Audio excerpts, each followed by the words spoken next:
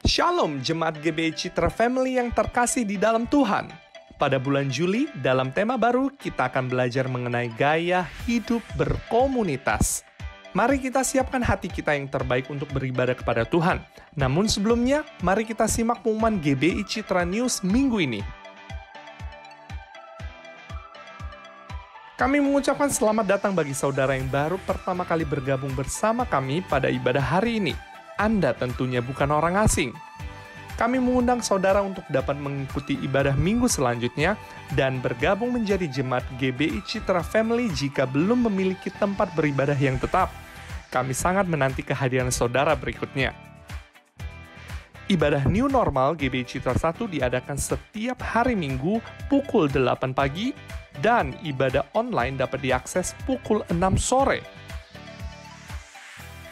Kelas bimbingan pranikah akan kembali dibuka pada bulan Agustus 2020. Kepada setiap pasangan yang ingin mengikuti kelas ini dapat mendaftarkan diri ke sekretariat gereja. Dalam upaya mengurangi penyebaran COVID-19, kami sangat menghimbau jemaat agar dapat memberikan persembahan secara online menggunakan transfer bank atau dengan scan QR Code. QR Code juga dapat diakses melalui OVO, GoPay, Linkaja, dan Dana. Ibadah komisi, komsel, dan seluruh kegiatan gereja masih belum dapat dilakukan di gedung gereja. Namun tetap dapat dilakukan secara online seiring dengan melihat perkembangan kasus COVID-19. Kami mengingatkan kepada seluruh jemaat untuk datang tepat waktu pada ibadah raya New Normal, yaitu pukul 8 pagi. Karena pintu gereja akan ditutup pada pukul 8:10. Ibadah online dapat diakses setiap hari Minggu pukul 6 sore hingga hari berikutnya hari Senin pukul 6 sore di channel YouTube GBI Citra Family. Demikian pengumuman GBI Citra News minggu ini. Selamat beribadah, Tuhan Yesus memberkati.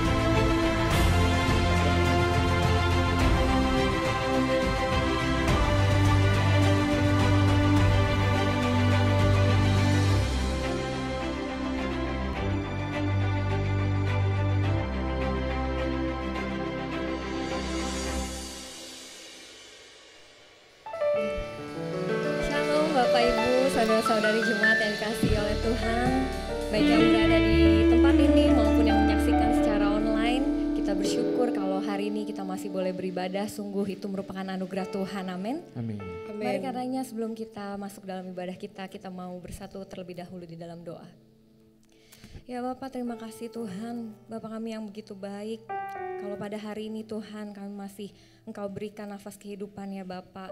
Kalau pada hari ini Engkau masih berikan kami kesempatan untuk kembali bersekutu dengan Engkau Tuhan. Kami sungguh tahu bahwa itu bukan merupakan kuat gagah kami Tuhan. Tapi semuanya sungguh karena kasih dan kebaikan Tuhan dalam hidup kami ya Bapak. Walaupun situasi di luar sana Tuhan saat ini sedang tidak mendukung, tapi kiranya Tuhan yang menjadikan setiap kami tidak patah semangat, tapi Tuhan yang memberikan kekuatan dan sukacita di dalam hati setiap kami ya Bapak. Kalau sebentar kami mau memuji Engkau, kami mau menyembah Engkau, kiranya Tuhan yang hadir di tengah-tengah kami dan disenangkan atas setiap puji-pujian kami. Terima kasih Tuhan, dalam nama Tuhan Yesus, setiap kita yang siap untuk memuji dan menyembah Tuhan bersama katakan amin. Boleh berikan tepuk tangan kemuliaan buat Tuhan Allah kita. Sekali lagi shalom. Setiap kita siap untuk memuji Tuhan hari ini, amin. Yang siap boleh bangkit berdiri dan sekali lagi berikan tepuk tangan kemuliaan untuk Tuhan Allah kita. Mari kita memuji Dia, kita mau bersuka cita bersama, amin. Haleluya.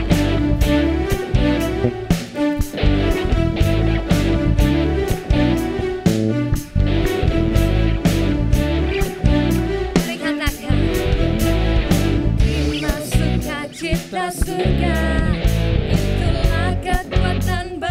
jiwa.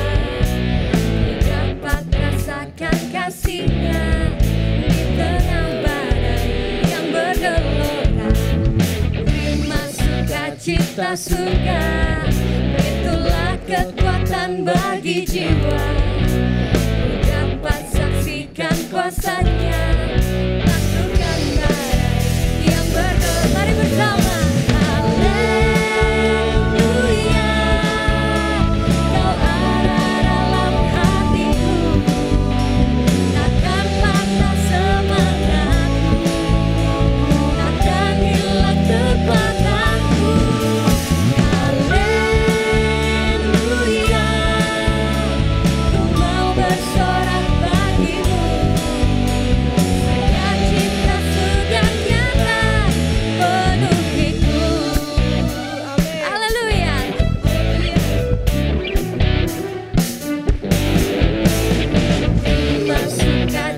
Surga, itulah kekuatan bagi jiwa.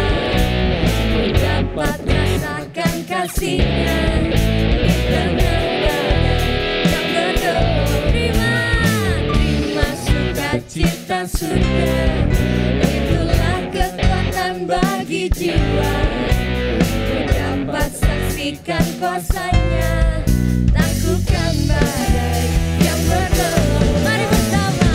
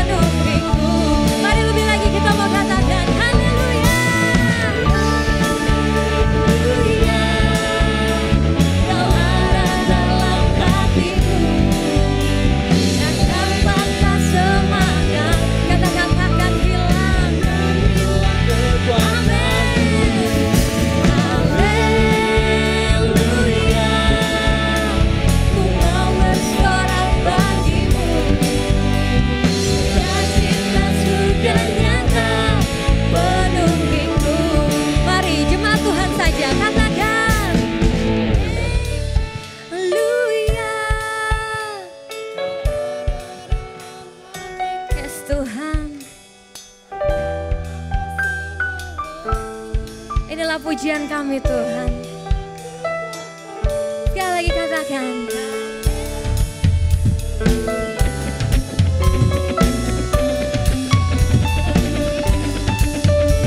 Sukacita surga nyata penuhiku. Mari kita mau lebih lagi katakan.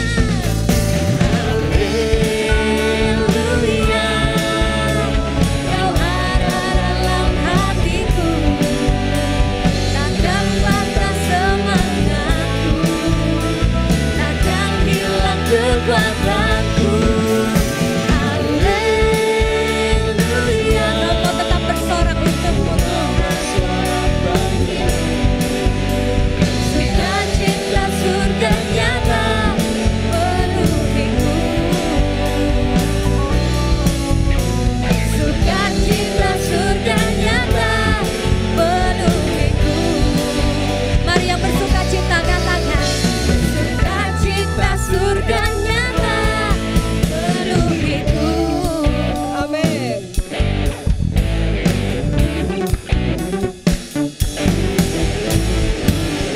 Boleh berikan tepuk tangan kemuliaan buat Tuhan Allah kita. Amin. Amin. Mari setiap kita mau siapkan hati kita. Kita mau masuk dalam penyembahan, kita mau menyembah Tuhan pada pagi hari ini. Terima kasih Tuhan.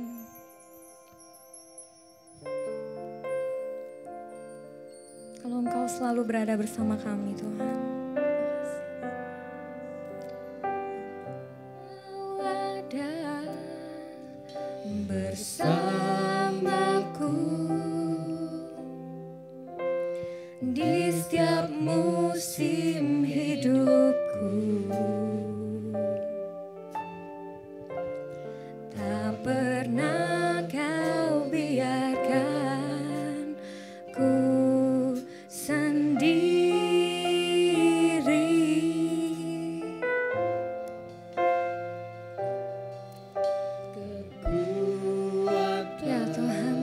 kekuatan kami Tuhan. Hanyalah bersama-Mu Tuhan.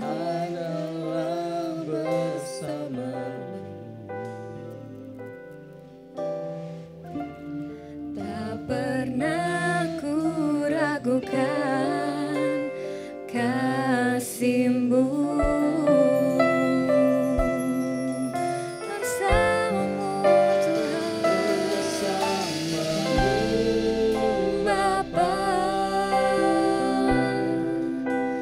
Ku lewati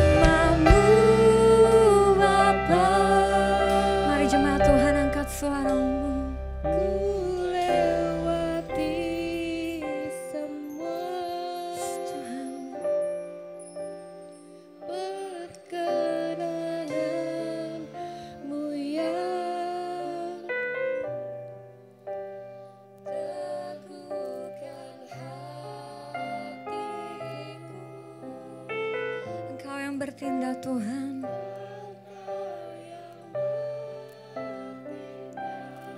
Sungguh pertolongan kami hanya datangnya dari-Mu Tuhan.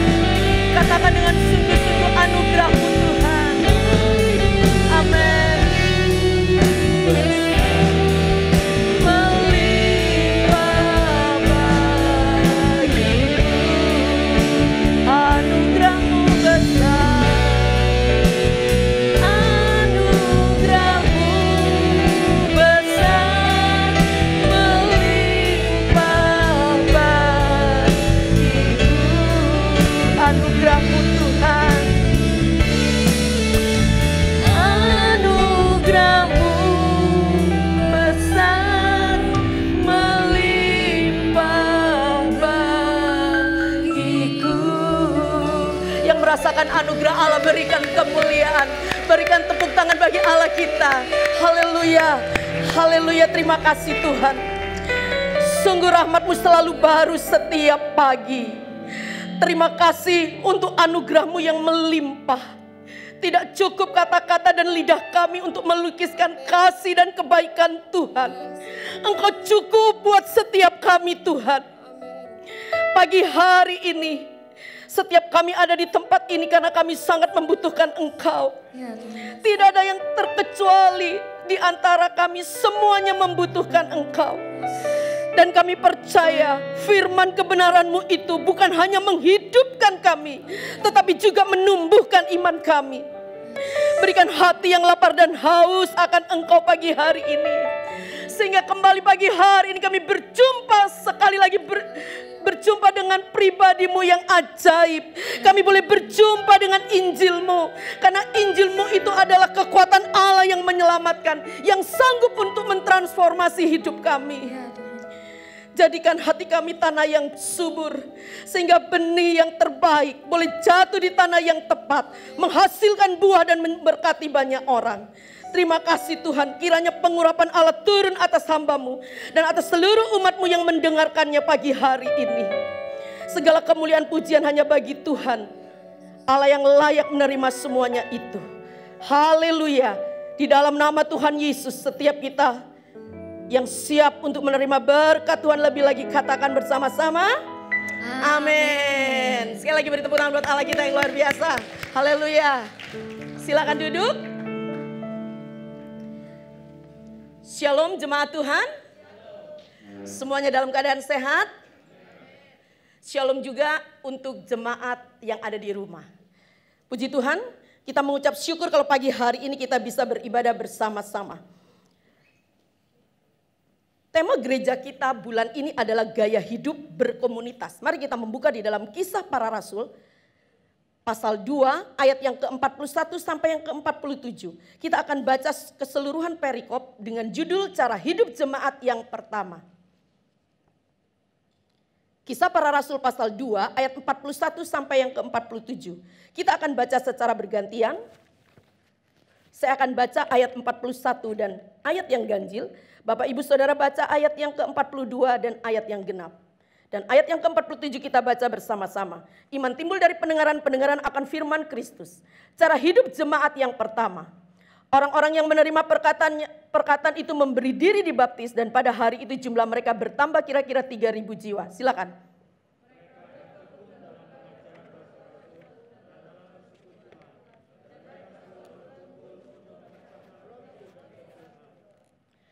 Maka ketakutanlah mereka semua, sedang rasul-rasul itu mengadakan banyak mujizat dan tanda.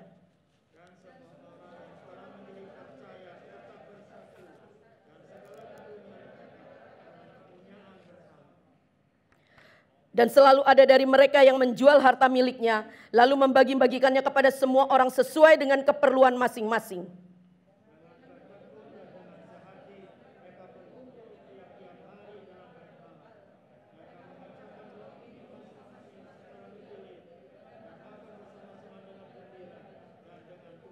Bersama-sama 2-3 sambil memuji Allah. Dan mereka disukai semua orang, dan tiap-tiap hari Tuhan menambah jumlah mereka dengan orang yang diselamatkan. Berbahagialah setiap kita yang mendengarkan kebenaran firman Tuhan serta melakukannya. Bapak, Ibu, Saudara-saudari yang dikasihi Tuhan, pada tahun 1967 pecah sebuah perang yang bernama Perang Vietnam. Perang Indochina yang kedua. Perang ini peperangan antara pasukan Vietcong melawan Amerika. Pasukan nasional untuk pembebasan Vietnam Selatan melawan Amerika. Nah, kita semua tahu bahwa Amerika itu adalah negara adidaya. Negara yang mempunyai tentara yang begitu banyak dan juga punya peralatan perang yang sangat canggih. Tetapi sejarah mencatat bahwa pada perang Indochina kedua ini, Amerika yang hebat itu dipecundangin oleh Vietnam.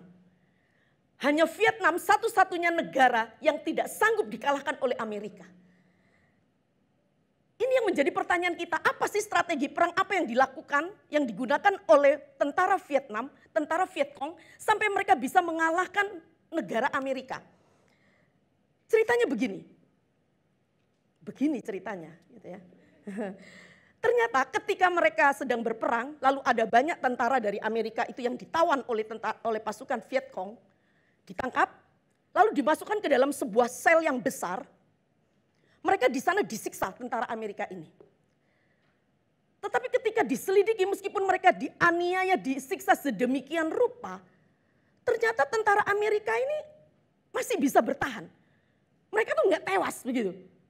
Lalu selidik apa yang mereka lakukan? Ternyata ketika mereka ada di dalam sel itu, tentara Amerika ini saling mendoakan, saling meneguhkan, saling menguatkan satu sama yang lain. Sehingga akhirnya mereka bisa bertahan di dalam penderitaan. Wah, akhirnya tentara Vietcong ini ngerti apa yang harus mereka lakukan. Mereka rubah strategi. Tentara Amerika yang sudah ditawan itu di sel, dipisah-pisah sendiri-sendiri. Saudara tahu apa yang terjadi? Hanya dalam hitungan hari, tentara Amerika tewas puluhan bahkan sampai ratusan orang. Hanya di sel dengan cara terpisah. Ketika saya membaca kisah ini, saya melihat begitu luar biasa kuasa dari persekutuan. Nah, kita melihat di dalam Kisah Para Rasul pasal 2 ayat 42 yang baru saja kita baca, bahwa gaya hidup berkomunitas jemaat mula-mula, selain dikatakan pada ayat 42, mereka bertekun di dalam pengajaran rasul-rasul, dan dalam persekutuan mereka juga berkumpul untuk memecahkan roti dan berdoa. Selain bertekun dalam pengajaran rasul-rasul, memecahkan roti dan berdoa, satu hal yang mereka lakukan, yaitu ada di dalam persekutuan. Apa sih arti persekutuan? Nah, hari ini saya diberi durasi khotbah itu hanya 30 menit. Jadi saya akan bicara dengan cepat dan saya akan selesaikan dengan cara seksama dan dalam tempo yang sesingkat-singkatnya. Haleluya. Ya, sekarang kita akan belajar.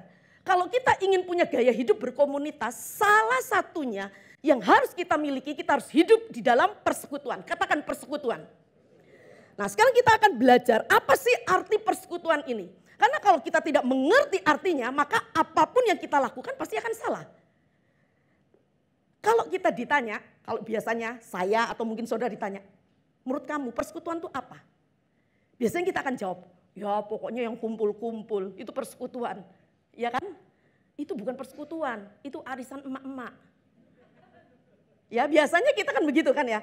Nah, belum tentu yang kumpul-kumpul itu namanya persekutuan. Nah, coba saya tes gini. Kata persekutuan, kata dasarnya itu apa saudara? Kutu. Iya. Bukan kutu di sini, sekutu. Nah kalau saudara lihat di dalam Kamus Bahasa Indonesia, sekutu itu artinya kawan. Bukan musuh, bukan lawan, tapi kawan.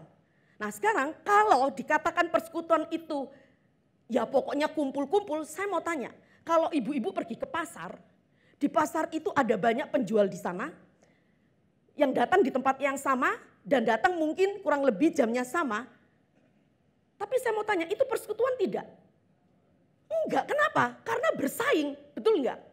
Nah, jadi persekutuan itu bukan hanya sekedar kumpul-kumpul tok. Kita akan belajar dari Kisah Para Rasul pasal 2 ayat 42 ini. Apa arti persekutuan? Pada ayat 42 dikatakan begini dalam bahasa Indonesianya. Mereka bertekun dalam pengajaran rasul-rasul dan dalam persekutuan. Kata persekutuan di dalam ayat 42 ini, di dalam bahasa Yunaninya, bahasa aslinya itu menggunakan kata yang sering sekali kita dengar, koinonia. Koinonia, itu artinya persekutuan. Nah untuk bisa mengerti arti persekutuan lebih dalam, kita akan melihat pada ayat yang ke-44, di situ dikatakan begini, dan semua orang yang telah menjadi percaya tetap bersatu, dan segala kepunyaan mereka adalah kepunyaan bersama. Ternyata kata kepunyaan bersama ini menggunakan kata yang mirip dengan koinonia, yaitu koina. Jadi ayat 42 dengan ayat 44 itu paralel. Apa arti koinonia, apa arti persekutuan? Ternyata artinya adalah bukan cuma sekedar berkumpul-kumpul.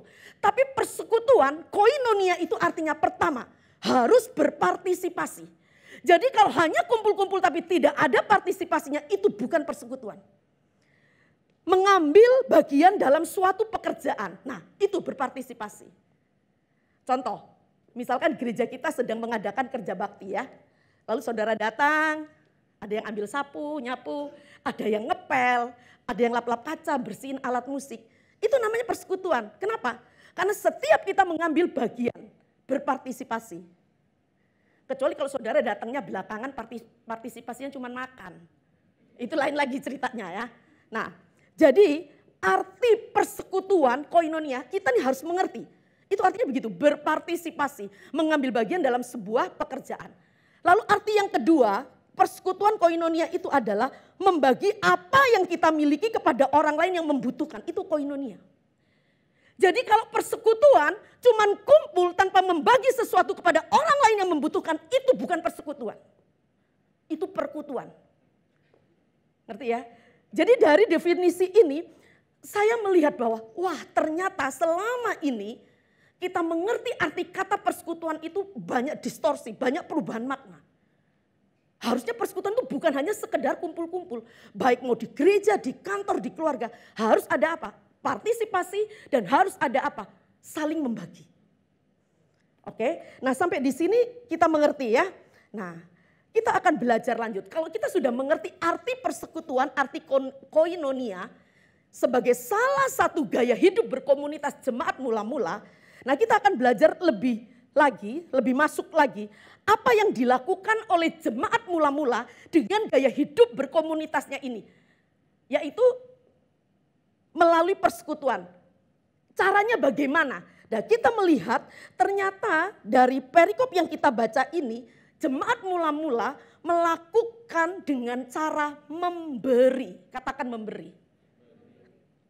Nah saudara, kita semua tahu ya, setelah Tuhan Yesus naik ke surga itu terjadi peristiwa yang sangat spektakuler. Roh Kudus dicurahkan, Petrus berkhotbah dan dicatat oleh Alkitab 3.000 orang itu bertobat ketika Petrus berkhotbah. Dan saudara perlu tahu saat 3.000 orang ini bertobat, saudara tahu lebih daripada separuh 3.000 orang itu adalah orang yang sangat miskin sekali. Nah, jemaat mula-mula harus memperhatikan orang-orang miskin ini. Kenapa pada ayat 45 dikatakan dan selalu ada dari mereka yang menjual harta miliknya lalu membagi-bagikannya kepada semua orang sesuai dengan keperluan masing-masing. Jadi mereka itu punya aset dijual, bukan terus rumahnya dijual semua sampai mereka nggak punya rumah, bukan seperti itu. Ada beberapa sekte yang berkata, oh Tuhan Yesus akan datang. Dan mereka akan mencontoh cara hidup jemaat mula-mula. Lalu mereka jual semua aset mereka. Bukan seperti itu. Saudara perhatikan, jemaat mula-mula itu punya aset. Misalkan punya 3 rumah. Terus mereka melihat ada jemaat yang kekurangan dijual satu rumah ini. Dipakai untuk kebutuhan orang-orang yang membutuhkan. Tapi mereka masih punya rumah. Kalau saudara bertanya, apa iya? Benar. Saudara bisa cross check di pada ayat yang ke-46 dikatakan, 46b dikatakan mereka memecahkan roti di rumah masing-masing secara bergilir. Kalau rumah mereka dijual semua, mereka mau kumpul di mana? Artinya sampai di sini ya. Jadi mereka yang punya ternak, mereka punya ternak lebih, mereka jual. Mereka punya rumah lebih, dijual. Mereka punya benda-benda berharga yang lebih dijual. Itu yang dilakukan oleh jemaat mula-mula. Nah, saudara,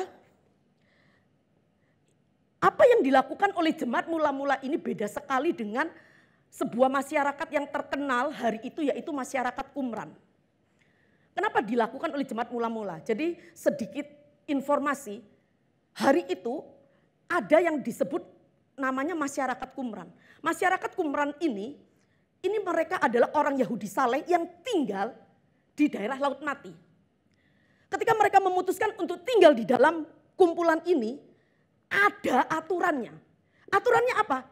Kalau mau jadi pengikut kelompok Qumran ini, semua harta mereka itu harus dikumpulkan. Terus dikelola oleh bendahara organisasi Qumran itu, lalu dipakai untuk kebutuhan bersama. Harus, wajib. Nah, beda dengan apa yang dilakukan oleh jemaat mula-mula. Mereka melakukannya tidak dengan terpaksa. Tetapi mereka mengerti bahwa mereka dipanggil untuk bisa menjadi berkat. Amin. Saudara, kita ini anak-anak Allah. Secara rohani kita ini adalah anak-anak dari Abraham. Ketika Abraham dipanggil, Tuhan berkata, engkau akan kuberkati. Tapi jangan lupa, ujungnya Tuhan juga berkata, dan engkau harus menjadi berkat. Dan benih Abraham ini ada di dalam hidup kita. Amin. Nah, kalau saya mau katakan begini, kalau ada alasan untuk mengeluarkan yang besar dalam hidup kita, percayalah Allah sedang mempercayakan sesuatu yang besar untuk hidup kita. Kalau saya bicara yang besar itu bukan cuma uang, visi yang besar, strategi yang besar, hikmat yang besar. Jadi jangan takut untuk mengeluarkan yang besar. Kenapa? Karena Allah sedang mempersiapkan kita untuk terima perkara yang besar. Nah, saudara, jadi kita belajar dari jemaat mula-mula, salah satu gaya hidup berkomunitas itu adalah harus bersekutu. Ingat, bersekutu itu harus ada partisipasinya, membagi sesuatu. Kalau tidak ada itu bukan persekutuan. Harus dengan cara apa? Memberi. Memberi itu apa ya saudara ya? Ada in, ada out. Saudara pernah, maaf ya, pengen pelepasan besar-besaran? Saudara ngerti ya? Kalau saudara udah pengen pelepasan besar-besaran, gak bisa keluar, kayak apa rasanya? Setengah mati itu. Bener kan? Saudara makan semakin banyak, yang dilepaskan akan semakin banyak. Setuju dengan saya? Apa gitu? Makan banyak keluar, nggak ada. Jadi begini, kalau Allah izinkan memberkati kita, sekali lagi bukan hanya uang, mungkin kepandaian, talent, itu artinya apa? Kita terima, itu harus out, harus keluar lagi. Amin saudara. Jangan cuman disimpan, ada in, ada out. Kalau saudara diajak naik mobil sama orang, ya, terus nggak ada klakson, nggak ada knalpotnya, jangan mau. Itu bahaya itu. Itu asap gak bisa keluar. Mematikan kita yang ada dalam mobil ya. Nah, jadi kalau kita kaya, saya rindu pagi hari ini setiap kita jemaat punya gaya hidup berkomunitas, satu hal dulu. Punya gaya hidup persekutuan. Dengan cara apa? Memberi. Kalau memang Tuhan izinkan ya, kita ini kaya, memberi banyak itu saya katakan biasa. Amin saudara. Kalau kaya, memberi sedikit, itu yang terlalu. Amin saudara. Kalau udah ngomong duit ini gak amin. Ya. Nah sekarang pertanyaan begini, nah kalau saya miskin bagaimana? Kalau saya miskin bagaimana? Tetap harus memberi. Saya sering katakan ini, jangan karena kita miskin menghalangi kita untuk memberi. Udah dompet miskin, hati miskin, hidup kita pasti miskin. Amin saudara. Jangan menghalangi. Saudara pernah memberi sesuatu dari kekurangan saudara? Pernah enggak? Saya sering. Jangan dipikir saya banyak duit gitu. Tapi belajar. Kenapa? Saya ngerti. Kalau Tuhan izinkan saya diberkati. Saya tanya, ini duit ini, misalkan uang nih, buat saya atau bukan. Satu kali saya terima uang, buat saya besar sekali. Saya diledekin sama teman saya, bilang, udah pakai buat jalan-jalan. Saya bilang, oh enggak. Saya tahu Tuhan kasih uang ini hanya untuk apa? Lewat, kasih lagi. Saya hanya sebagai saluran. Kalau saudara mengerti? Satu kali saya dipercaya oleh seseorang untuk membagikan sembako. Saudara tahu, saya hubungin seseorang, saya berkata, Bu, ibu gembala, begini. Ibu perlu sembako enggak gini? Terus dia bilang, aduh CM, kami ini selama ini berdoa untuk jemaat kami berdoa begini. Tuhan berkati jemaat kami supaya mereka bisa bertahan di masa-masa corona ini. Kami selalu berdoa berkati jemaat kami supaya mereka minimal bisa makan. Tapi tadi pagi kami ubah doa kami. Kami berdoa begini, Tuhan kirimkan sponsor. Dan sore hari itu saya telepon dia. Saudara, bukannya saya hebat. Begini, jadi Tuhan kalau berkati saya, ini cuma numpang lewat. Ada orang yang gak kenal dia, kenalnya saya. Jadi Tuhan pakai saya, cuma numpang lewat. Ngerti saudara? Tuhan mau setiap kita pagi hari ini belajar bagaimana untuk bisa mempunyai gaya hidup berkomunitas melalui persekutuan dengan cara memberi. Seorang penyapu jalan di kota Shenyang, Cina yang bernama Zhao, ya kira-kira begitu kali ya, saya nggak bisa menarin, adalah seorang yang sangat sederhana. Penghasilannya itu sangat terbatas. Kenapa? Karena pekerjaannya adalah penyapu jalan. Suatu saat Zhao ini melihat anak-anak tetangganya yang tidak dapat sekolah karena miskin. Lalu sejak hari itu Zhao mulai memikirkan anak-anak yang nggak bisa sekolah ini. Apa yang dilakukan oleh Zhao? Dia mulai menyisihkan sebagian besar dari salary-nya, gajinya untuk menolong orang-orang miskin ini. Dan saudara tahu gaji dia 1 bulan itu hanya 4.500.000 kalau dikuruskan dalam rupiah. Dan setelah 30 tahun Zhao ini bekerja sebagai penyapu jalan, dihitung-hitung dia bisa adopsi 37 anak miskin. Saudara tahu 30 tahun dia sudah penghasilan yang dia sumbangkan untuk mengadopsi anak-anak miskin itu sebagai orang tua asuh sebesar 180.000 yuan atau sekitar 378 juta. Saya lihat ini kisah yang sangat menginspirasi. Tapi saya mau katakan, kita bukan hanya bisa berbagi, memberi itu hanya lewat uang kita. Mungkin lewat hal lain. Ya. Nah, saya baru beberapa hari yang lalu saya mendapat sebuah artikel, lalu saya baca. Sangat memberkati hidup saya. Diceritakan ada seorang mahasiswa IPB yang ketika KKN dia diutus ke pulau ke pulau Waimitau di Pulau Seram Maluku. Apa yang terjadi setelah dia diutus ke Pulau Maluku ini? Dia tidak kembali selama 15 tahun. Orang tidak tahu kehilangan jejaknya. Sampai suatu saat mereka mendengar berita tentang si mahasiswa ini. Mahasiswa ini bernama Muhammad Kasim Arifin. Apa yang dilakukan oleh si Kasim ini selama 15 tahun di Pulau Waimitau? Ternyata dia itu diutus oleh IPB untuk KKN kan 3 bulan, cuma 3 bulan. Waktu dia sampai di sana dia lihat petani di sana itu sangat miskin sekali. Akhirnya dia copot, tinggalkan identitas kotanya. Dia melebur dengan petani yang ada di Maluku. Dia berjalan ke sawah setiap hari. Itu 20 km pulang pergi 40 km. Setiap hari. Dia mengajarkan irigasi, mengajarkan hal-hal tentang pertanian. Semua ilmu yang dia dapat di IPB, dia bumikan. Dia praktekkan di Waimitau. Sampai tanpa terasa, itu lewat waktu 3 bulan. Dia lupa pulang. Kenapa? Karena hati nuraninya terketuk melihat petani yang ada di Maluku sana. Sampai akhirnya orang tuanya yang di Aceh telepon dia, pulang. Enggak bergeming dia. Rektor IPB telepon, pulang, kamu harus selesaikan studi kamu, skripsi kamu. Enggak, buat dia gelar akademik enggak penting. Tapi akhirnya mereka enggak kehabisan akal.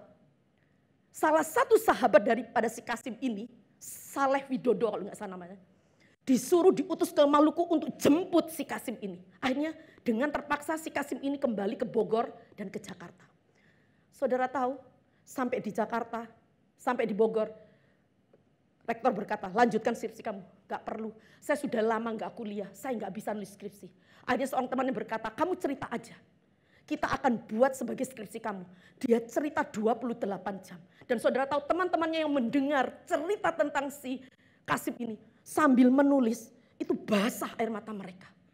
Mereka berkata, mereka orang pintar di kota tapi nothing. Gak buat apa-apa. Tapi si Kasim ini luar biasa. Sampai akhirnya skripsi selesai. Dan akhirnya Kasim ini bisa diwisuda. Saudara tahu waktu saat wisuda akan digelar, Kasim berkata, saya duduk di belakang aja. Tapi orang berkata, enggak, kamu duduk di depan. Saat Kasim masuk dari pintu belakang, saudara tahu, semua orang berdiri standing applause buat dia. Kenapa? Karena hidupnya memberkati banyak orang. Dia cuma pakai dengan pakaian lusuh, dengan sendal jepit. Dia diwisuda hari itu. Saudara, tahun 1982 pemerintah panggil dia lagi, dikasih penghargaan Kalpataru. Saudara tahu, selesai dikasih penghargaan, piagamnya tanpa diketahui orang ditaruh di kolong bangku. Buat dia, pencitraan penghargaan itu enggak penting buat dia. Dia pulang, sampai akhirnya penghargaan itu diantar ke rumah dia. Lalu Amerika ngundang dia untuk studi banding. Dia berkata, oh enggak, percuma. Tanahnya, iklimnya beda kok, buat apa saya ke sana? Saudara lihat, Kasim ini mendedikasikan hidupnya tanpa mementingkan dirinya sendiri. Saya baca ini, saya sampai bilang, Tuhan, saya harus bertobat, ngelihat kesaksian hidup daripada si Kasim. Nah saudara, jadi jangan kita berkata, saya miskin. Nggak ada yang bisa saya kasih. Jangan karena kita miskin, menghalangi kita untuk memberi. Amin saudara. Nah, jadi memberi itu bukan soal uang, tapi soal hati. Kalau kita punya gaya hidup berkomunitas, melalui persekutuan dengan cara memberi, ingat, itu bukan masalah kita punya atau tidak, tapi masalah hati. Saudara ingat 2 Korintus 8 ayat 1 sampai ke 5. Ketika jemaat di Yerusalem mengalami kesulitan, apa yang dilakukan oleh jemaat Makedonia? Saudara tahu jemaat Makedonia itu adalah jemaat yang miskin. Mereka mendesak, Alkitab mencatat mereka mendesak Paulus. Berkata, beri kami kesempatan untuk menolong orang Yerusalem. Beri kesempatan kepada kami untuk memberi orang-orang Yerusalem yang sedang membutuhkan. Luar biasa loh. Sampai gini, mau ngasih aja minta dipaksa. Kalau kita dipaksa aja nggak ngasih. Iya kan? Nah, mari kita belajar. Kita belajar dari orang-orang yang luar biasa ini. Nah, saudara, kalau kita sudah mengerti arti persekutuan itu artinya kita harus berpartisipasi. Membagi sesuatu, bisa harta kita, hidup kita untuk orang lain, itu baru dikatakan persekutuan. Jadi kalau ada di dalam gereja, di dalam komisi, di dalam pekerjaan keluarga, kita kumpul, tapi kita tidak berpartisipasi. Kita tidak membagi sesuatu, sekali lagi bukan hanya uang. Itu artinya bukan persekutuan, nothing. Tapi ketika kita melakukan itu, salah satunya dengan cara memberi ya.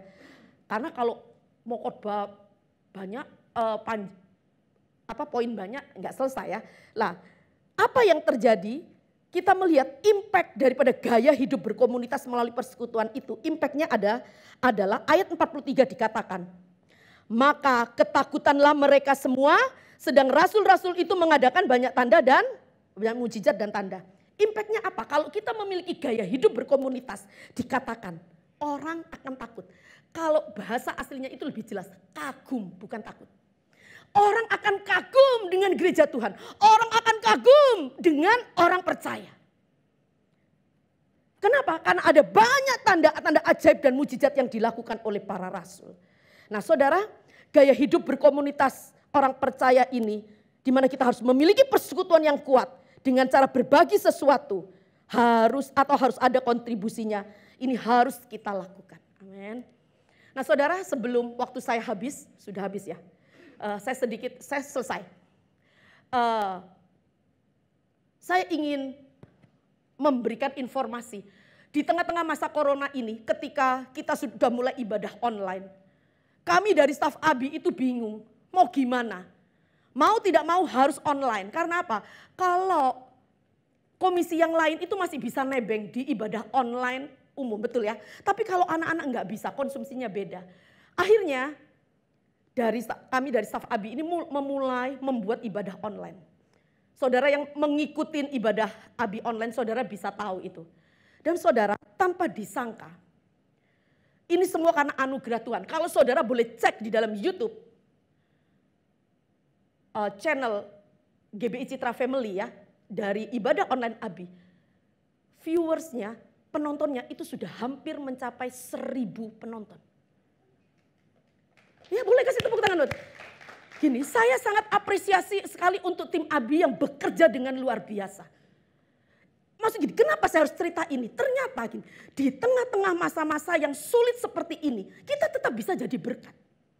Saya malah bilang sama tim ABI, ayo kamu yang muda ini harus keluar dari tempurung. Jangan seperti kata dalam tempurung, sudah saatnya kita bukan hanya bisa memberkati GBI Citra 1, tapi bisa memberkati gereja luar. Saudara tahu, saya sebagai seorang pendidik anak, ketika saya membaca riset bilangan, dikatakan begini, gereja memperhatikan pelayanan anak, gereja yang memperhatikan pelayanan anak, itu hanya 10-20%.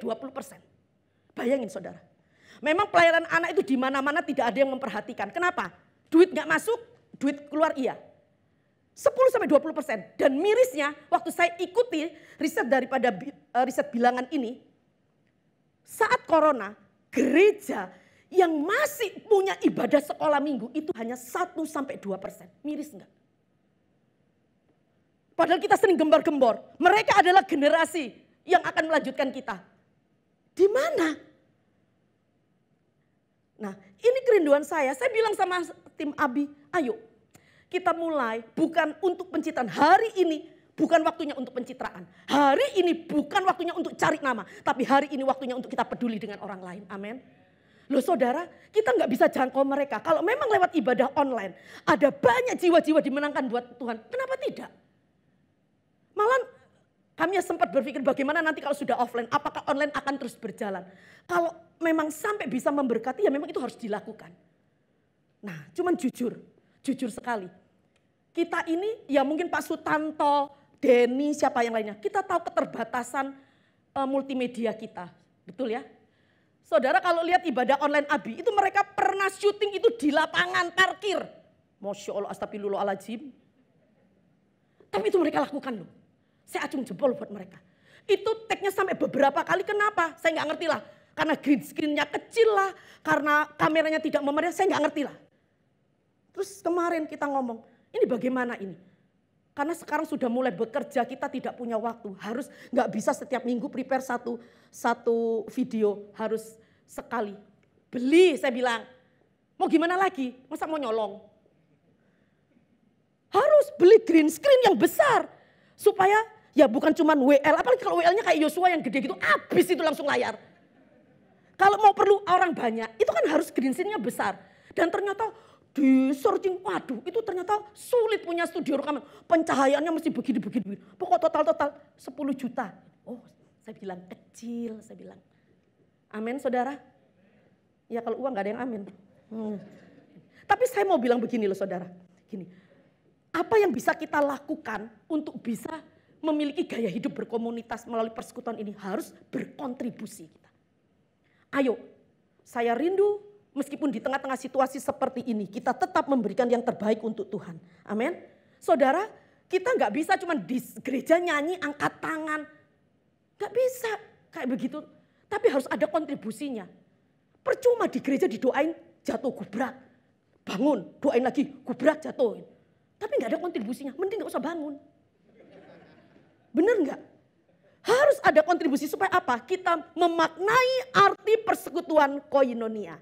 Nah saudara, ketika umat Tuhan mengerti kebenaran firman Tuhan ini, saya percaya GBI Citra Family akan bertumbuh secara kuantitas dan secara kualitas. Karena gereja Tuhan, karena Tuhan tidak ingin gerejanya hanya menjadi besar secara kuantitas, tetapi juga sehat dan kuat secara kualitas. Amin. Selamat menjadi dampak bagi kerajaan Allah, selamat membangun persekutuan yang sehat dan kuat. Amin buat kebenaran firman Tuhan. Mari, saya undang tim profetik, kita angkat pujian lebih dalam ku mengenalmu Tuhan.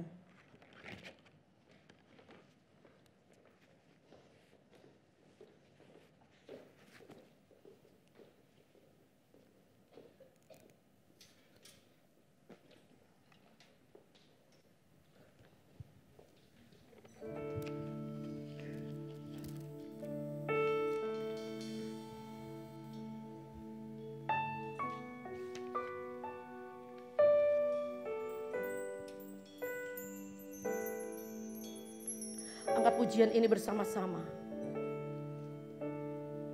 Biarkan Roh Kudus mengubah setiap hidup kita. Memeteraikan kebenaran firman Tuhan itu. Pengetahuan, pengenalan akan Allah yang benar. Pengenalan akan firman yang benar. Membuat kita memiliki pemahaman yang benar. Sehingga akhirnya tindakan, action yang kita lakukan juga benar. Angkat pujian ini bersama-sama. Mari saya undang kita semua bangkit berdiri.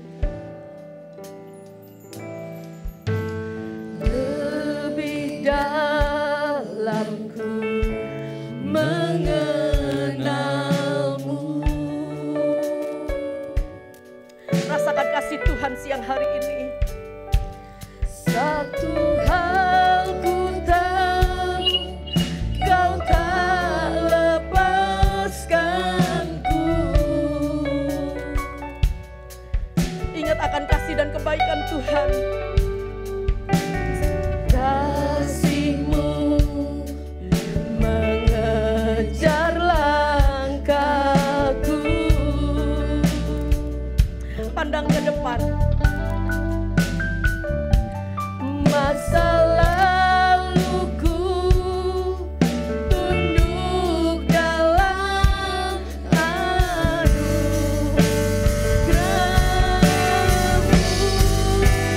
Ku percaya kuasa-Mu jadikan segalanya baru.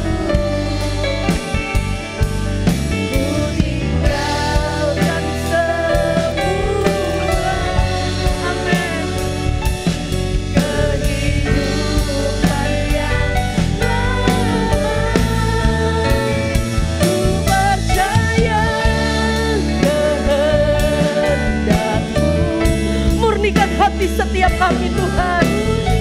Yes Lord. Jadikan setiap kami baru.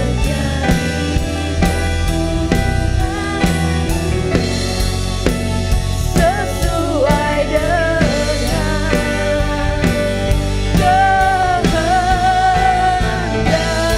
Sekali lagi katakan, kami percaya akan kuasa-Mu Tuhan. Engkau sanggup untuk mengubahkan setiap kami, jamah setiap kami. Ajar kami untuk melihat apa yang menjadi kehendak-Mu atas hidup kami. Yes Lord Jesus. Ku tinggalkan semua kehidupan yang lama. Ku percaya kehendak-Mu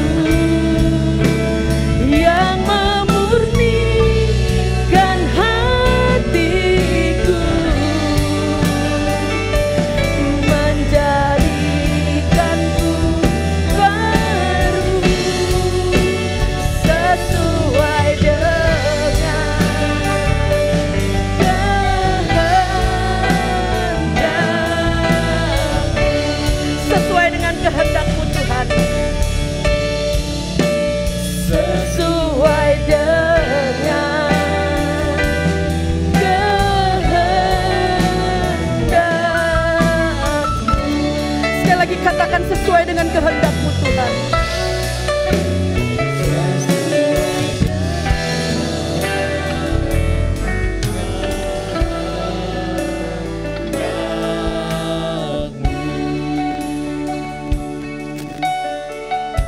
Terima kasih Tuhan, terima kasih untuk setiap rencana-Mu dan kehendak-Mu yang sudah disampaikan melalui kebenaran firman-Mu. Kami berdoa Tuhan, Engkau sendiri yang akan bekerja di dalam hidup kami, pribadi lepas pribadi.